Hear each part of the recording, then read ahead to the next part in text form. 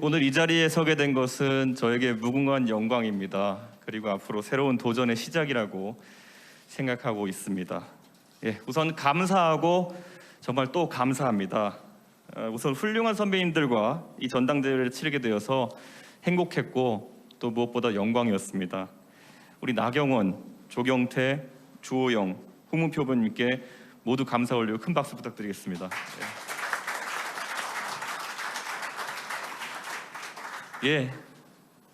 여러분은 저를 당대표로 만들어 주셨습니다.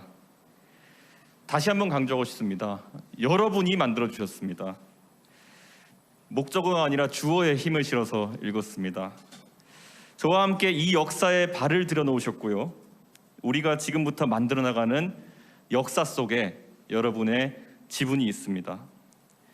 제가 가장 강조하고 싶은 것은 공존입니다. 다른 후보께서 통합의 의미를 강조하시면서 용광로론을 말씀하신 적이 있습니다. 저는 그 말씀에 공감합니다.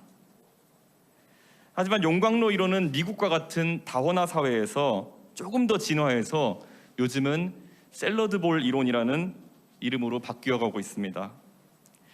다양한 사람이 샐러드볼에 담긴 각종 채소처럼 고유한 특성을 유지한 채 같이 공존할 수 있는 사회가 샐러드볼입니다. 비빔밥을 생각해 보시면 될 것 같습니다. 비빔밥이 가장 먹음직스러운 상태는 10가지 이상의 여러 가지 고명이 각각의 색채와 식감, 형태를 유지한 상태로 밥 위에 얹혀져 있을 때입니다. 상추잎은 바삭한 상태를 유지했을 때 가장 맛있고요. 나물은 각각 다르게 조미되었을 때 그 맛이 더해집니다. 마지막에 올리는 달걀은 노른자가 터지지 않게 조심스럽게 얹어야 하기도 합니다. 생각해 보십시오. 비빔밥의 재료를 모두 갈아가지고 만약에 저희가 밥 위에 얹는다면은 그것은 우중충한 빛깔일 것이고요. 색감도 그다지 끌리지 않을 것이고 식감도 마찬가지입니다. 저는 그렇기 때문에 우리가 비빔밥의 고명들을 모두 갈아버리지 않기 위해서 보통 스테레오타이핑이라고 합니다. 뭐뭐 다움에 대한 강박관념을 버리고 공존할 수 있어야 된다고 생각합니다.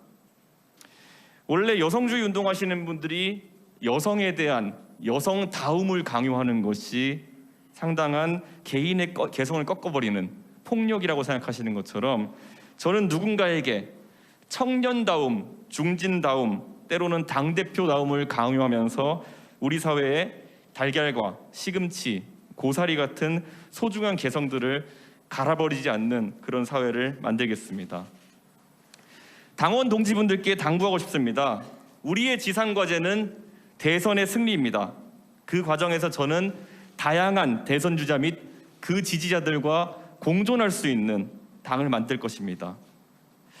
내가 지지하는 대선 주자가 당의 후보가 되고 문재인 정부에 맞서 싸우는 총사령관이 되기를 바라신다면은 다른 주자를 낮추는 방향으로 그것을 달성할 수는 없습니다. 상대가 낮게 가면은 더 높게 갈 것을 지향해야 하고요.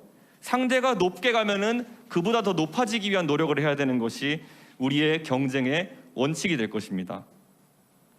이번 선거 과정에서도 저에 대한 가짜 뉴스나 원색적인 비난 등을 전 접했습니다. 근데 저는 그 누구에게도 책임을 물을 생각이 없고 어떤 분도 저에게 개인적으로 미안함을 표시하실 필요가 없습니다.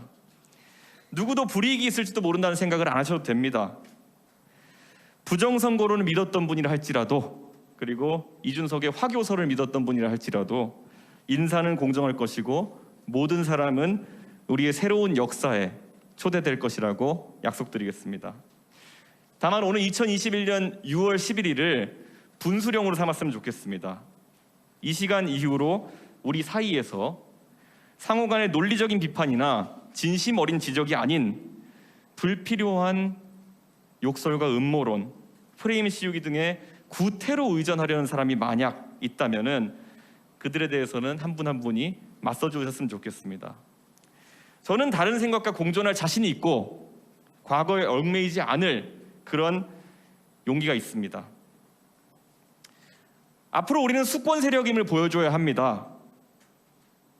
젊은 사람들이 자신의 의견을 이야기하면 관대해져야 하고요. 내가 지지하지 않는 대선 후보라고 해서 맹목적으로 욕부터 하는 야만은 앞으로 용납되지 않을 것입니다. 2021년 그리고 2022년은 우리가 민주주의를 다수에 의한 독재, 견제받지 않는 위선이라는 야만으로 변질시킨 그 세력을 심판하는 해로 기억될 것입니다. 우리의 저항은 최루탄의 연기만큼이나 매운 갈라치기와 독주로 국민들에게 많은 눈물을 흘리게 했던 문재인 정부의 지난 4년을 딛고 다시 한번 민주주의의 순수함과 그리고 강력함을 확인시켜 줄 것입니다. 심판을 위해서는 변화하고 자강해서 우리가 더욱더 매력적인 정당으로 거듭나야 합니다. 제가 가장 먼저 추진할 변화는 공직 후보자 자격 시험의 구체적인 설계와 토론 배틀, 연설 대전 등을 통한 대변인단의 공개 경쟁 선발입니다. 대한민국의 5급 공무원이 되기 위해서 연줄을 쌓으려고 하고 줄을 서는 사람은 없습니다. 훌륭한 인재들이 누가 시키지 않아도 각자의 위치에서 열심히 공부하고 준비합니다. 우리 당은 앞으로 정치하고 싶은 사람이라면은 남녀노소 누구나 공정하게 경쟁할 수 있는 환경을 만들 것입니다. 6월 중으로 토론 배틀을 통해서 2명의 대변인과 2명의 상근 부대변인을 선발할 수 있도록 하겠습니다. 그 승자는 누구일지 저는 전혀 모릅니다. 어쩌면 피선거권도 없는 20대의 대학생이 국회 기자회견장에 서서 우리 당의 메시지를 내게 될지도 모릅니다. 시사방송에서 우리 당의 입장을 설명하는 역할을 뛰어난 능력은 있으나 경력 단절 때문에 어려움을 겪던 여성이 공정한 경쟁을 통해서 선발될지도 모르겠습니다. 누가 선발될지 모르는 이 불확실성은 역설적으로 국민에게 확신을 줄 것입니다. 누구에게나 공정한 기회를 제공하겠다는 우리의 방식이 캠프 출신의 코드가 맞는 더불어민주당 인사에게만 기회가 열리는 현 집권 세력의 방식보다 공정하다는 그 확신, 그것을 전달할 수 있다면 우리는 대선에서 이길 수 있습니다. 또한 공직 후보자 자격 시험은 당원들 상호 간에 지식과 지혜를 나누며 훈련된 당원들이 공직 후보자 선거에 나갔을 때 우리 당의 지방선거에 있어서 가장 큰 무기가 될 것입니다. 이미 많은 당원들은 저에게 문자 메시지 등을 통해서 그 변화에 앞장서고 공부를 시작하겠다고 말씀하고 계십니다. 컴퓨터를 접하기 쉬운 젊은 나이대의 당원이 컴퓨터를 잘 활용하는 것은 저에게 큰 감동이 아닙니다.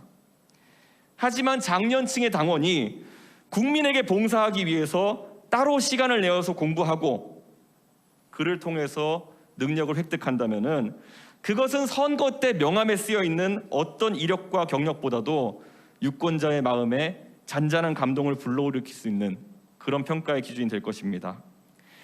제가 말하는 변화에 대한 이 거친 생각들, 그리고 그걸 바라보는 전통적 당원들의 불안한 눈빛, 그리고 그걸 지켜보는 국민들에게 우리의 변화에 대한 도전은 전쟁과도 같은 치열함으로 비춰질 것이고 이 변화를 통해서 우리는 바뀌어서 승리할 겁니다.